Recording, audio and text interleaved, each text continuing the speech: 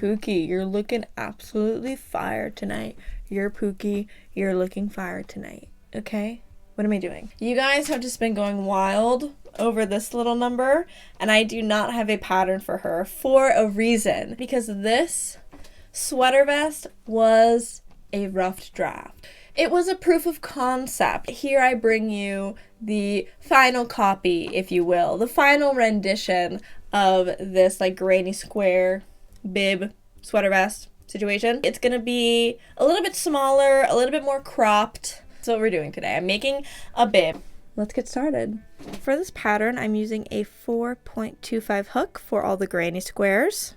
And for the trim, I'm using a 3.75 crochet hook. Shout out to Realm Designs on Instagram because her color choices always look so scrumptious and they almost like remind me of dessert. Like I just want to like eat her crochet pieces because her color choices are just so scrumptious. I also wanted a kind of like dessert scrumptious color story for this. So I know a lot of people struggle with choosing colors. I do as well. Even if I have a project in mind, if I don't have a color story or yarn colors that I find exciting and really want to use, then like I won't want to make the piece. You guys can use whatever yarn you want, whatever color story you want. Granny squares are great for using up any scrap yarn and stuff like that. So choose your own adventure when it comes to yarn. With my 4.25 crochet hook, I made 18 granny squares. I wanted each row to be a different color, and I just played around with all the different color combinations of my yarn to make them. Each granny square is a total of 4 rows and just about 4 inches in length and height. I did not chain one between each cluster set of double crochets, and at the corners, instead of chaining 2, I only chained 1. Overall, I wanted the granny squares to be a little bit smaller than my original design. I want this to be more of like a cropped look. But if you like the size of the original design, I wouldn't make more granny squares. I would just add more rows. I believe in my original design, I have 6 rows per granny square, and I chained 1 in between each cluster set, and I also chained 2 at the corners. We're going to start assembling the granny squares. I'll show you the method that I use for seaming them together, but we're just going to make a 3x3 square to start, and it's going to look a little bit small when you hold it up to yourself, but we're going to be adding extra trim. It feels small. Oh my god, I hope this turned out right. No, I always do this myself. It's going to be fine. It's going to look good. Everything's going to be fine. A little pep talk for myself. It does look small, but when we add the trim on either side, it's going to give it more width. So just work with me. I'm going to seam up the back right now, and I'll show you how I do that. Okay, what am I doing? Seaming. I like to use a larger hook for seaming. Sorry I didn't mention that before. This is a size 5 hook that I'm using for seaming. Assemble your granny squares exactly how you would like them. I also like to take a picture of this as well. Sometimes granny squares like to wander as we're using them. So it's good to take a picture of your setup for, you know, future reference. I'm going to be using a flat slip stitch to seam these all together. When we are done seaming all these squares, it's going to look something like this, and you can see right here all the slip stitches. I chose my brown yarn for the seaming because I like the way it outlined the squares. I'm going to do a brown trim for this whole thing, and it just looked the least offensive on all the squares when seaming, because you're going to see this seam on the other side like this. You're going to just see a little something or other. If you like to seam in a different way, great. This is how I'm doing it, and I'm just going to show you how I do this real quick. So first I will seam vertically, and then I will seam horizontally. Capiche? Let's do a slip knot. I'm gonna go right into the corner of the granny square, right in that chain 1.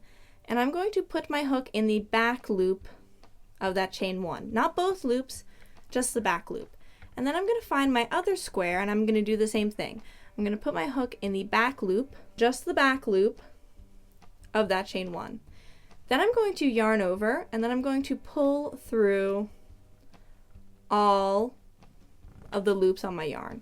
Then I'm going to just keep moving up the square, putting my hook in the back loop on the right side, and then putting my hook in the back loop on the left side, yarning over, and pulling my hook through all of the loops of yarn. So now that I've finished seaming these two granny squares together, we're going to move on to the next row.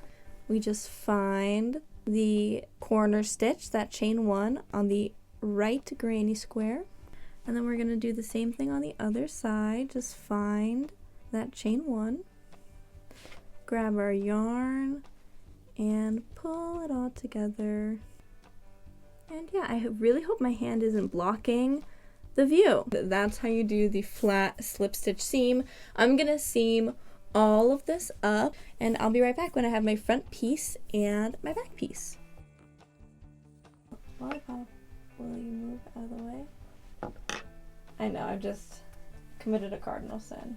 So I added 2 more granny squares on either side of the piece. Oh my god, I didn't ask for this. This is what happens when you gentle parent your cats. And then I'm just going to seam the shoulders on the other square that I have, so then we should have something that looks like that.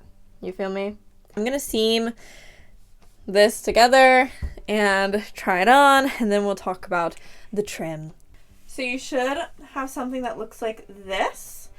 I'm shocked that I can fit my head through this hole. I did not think it was gonna be big enough. Okay, here's what we've got. Here's what it looks like, 360.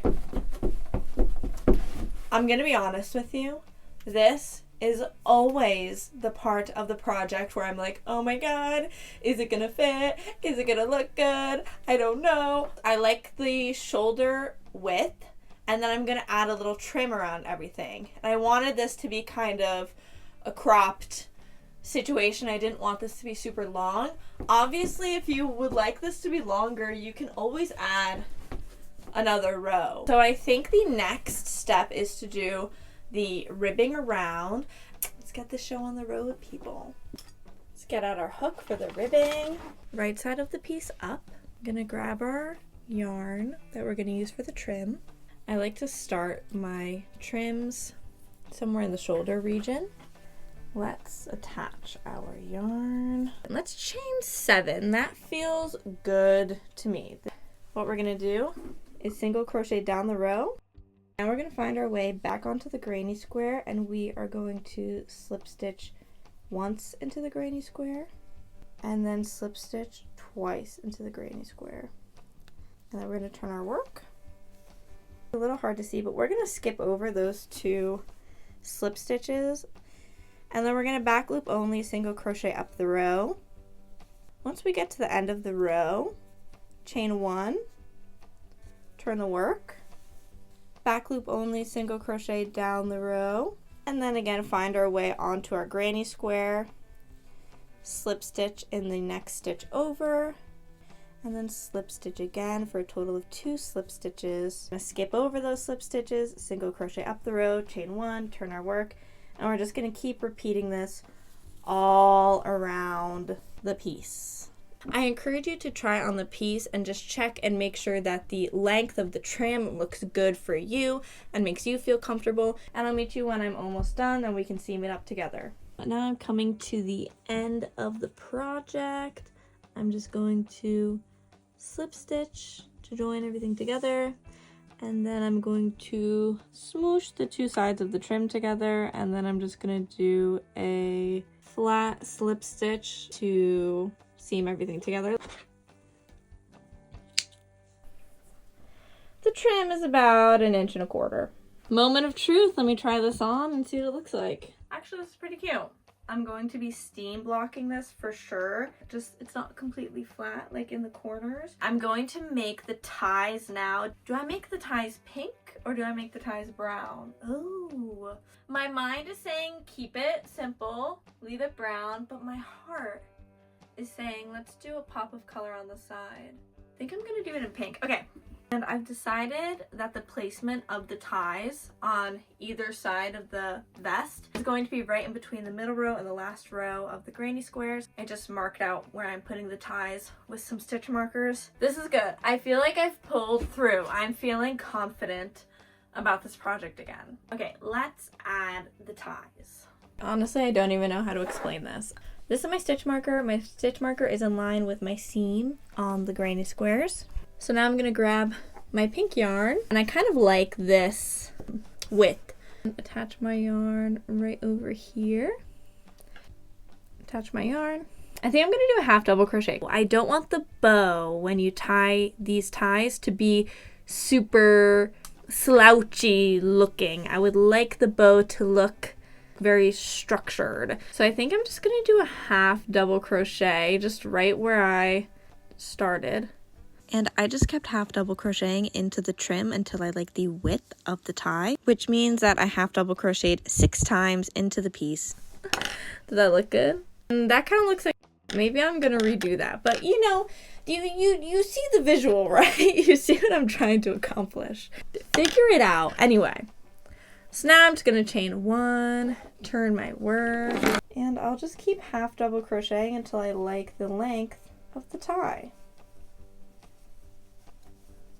You get the vibe. You want to make 2 for the front and 2 for the back. Things are looking a little chaotic. That is the price you pay of being an artist. Okay, so finished all 4 straps, but I did 66 rows for each tie, and it came out to be about 21.5 inches. Now we can move on to the turtleneck. Everything is tangled.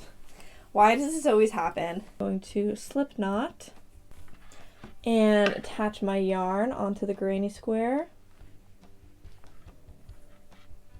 And I'm going to chain 15 for a total of 14 stitches. So 1, 2, 3, 14, 15.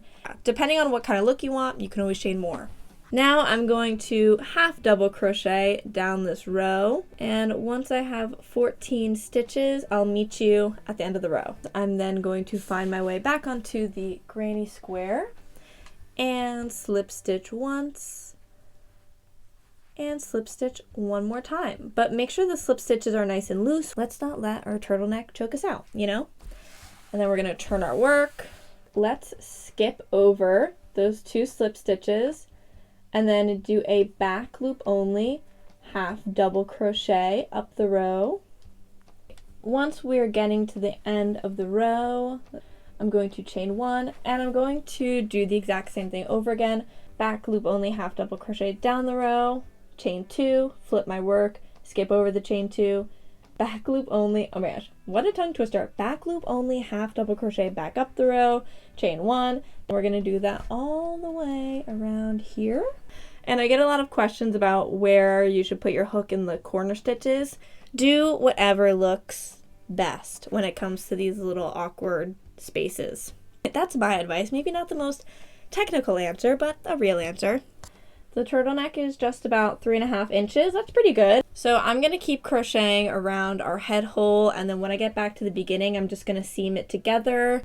Then all I have to do is, you know, cut off some of these ends, and then I also have to block this so badly. So I'll touch on that in a hot second. So here's what the vest is looking like so far. How I block acrylic yarn is just taking the steaming setting on my iron. I steam it a little bit. Once I like the placement, I'll put down a T-pin and I'll just make my way across the vest. And then I just let it sit overnight. So let's not remember the original design. She's giving Candyland Kingdom, but it's just like a tad too oversized for me, for my vision and my brain. And I just feel like the straps are a little bit too flimsy flopsy, but overall cute. But she can be improved upon, of course. So I wanted to style this a couple different ways. So the first way I styled it is just with jeans and a t-shirt. Basic outfit. Everyone owns jeans and a white t-shirt. It just elevation, eleganza, you know? Then I want to style this with a little dress. So I just layered a dress and a white t-shirt. Just gives a little bit more interest. It's just cool. And the length is really nice to pair it with a dress because it still gives you some sort of shape. I'm not totally like boxy boxy boxy. Then I wanted to style this in a way that was just super colorful, but using colors that complemented the piece, not overshining the piece. We still want the vest to be the star of the show. And then the last look that I did, oh my god, I mean, she is serving. With this look, I wanted the